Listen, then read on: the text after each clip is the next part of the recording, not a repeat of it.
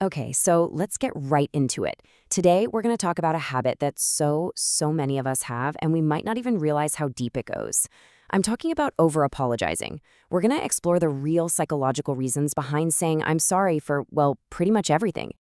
And I mean, come on, let's be real. Who hasn't done this? You accidentally bump into a piece of furniture and you're like, oh, sorry. Or, someone else bumps into you and somehow the first words out of your mouth are still, oh my gosh, I'm so sorry. It feels kind of silly, right? But it actually points to something much bigger happening just below the surface. You might just brush it off thinking, oh, I'm just being polite. Or maybe I'm just a little awkward.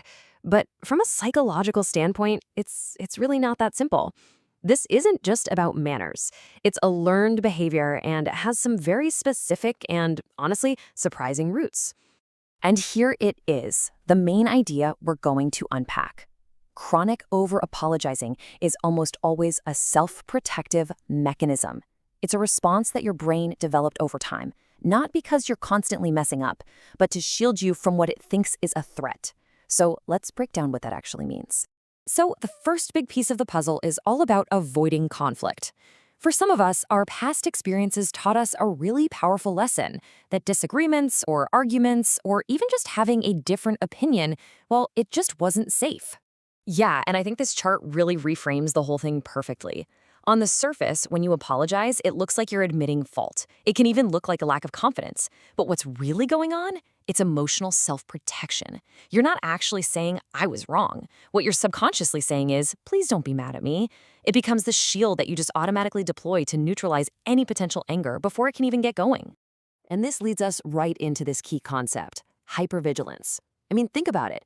If you grew up in an environment where someone's mood could just flip on a dime, your brain had to adapt. It learned to stay on high alert, to constantly scan the room, emotionally speaking, just to protect itself.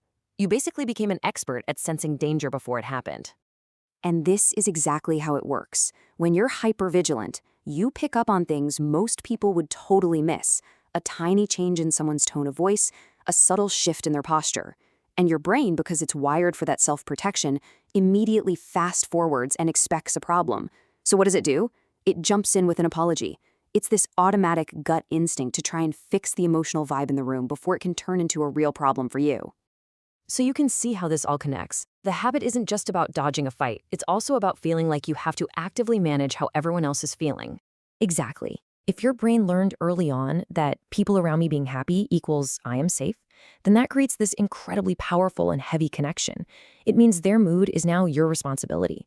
So when you sense someone's having a bad day, you might apologize, even if you had nothing to do with it, because a part of you feels this intense pressure to fix their emotional state, just so you can feel secure again.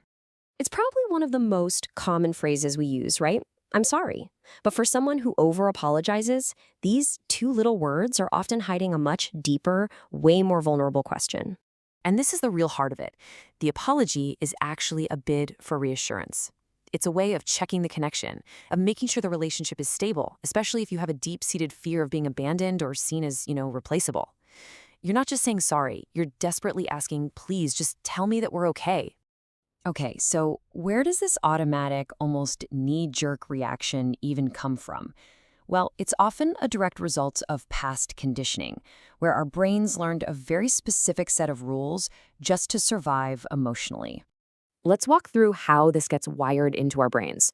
Often it starts when you're young, in a place where maybe your feelings were dismissed or just plain ignored. So your brain, which is always looking for the fastest way to get back to feeling safe, discovers a shortcut.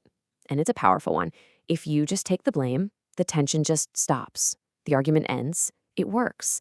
And when something works, you repeat it. And you repeat it until it becomes this unconscious automatic reflex.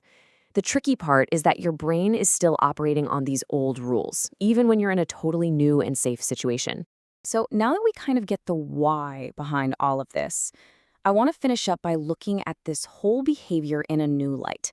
Because it is so easy to see this as a character flaw, but it's really important to reframe it. And this right here is probably the most important thing to take away from all of this.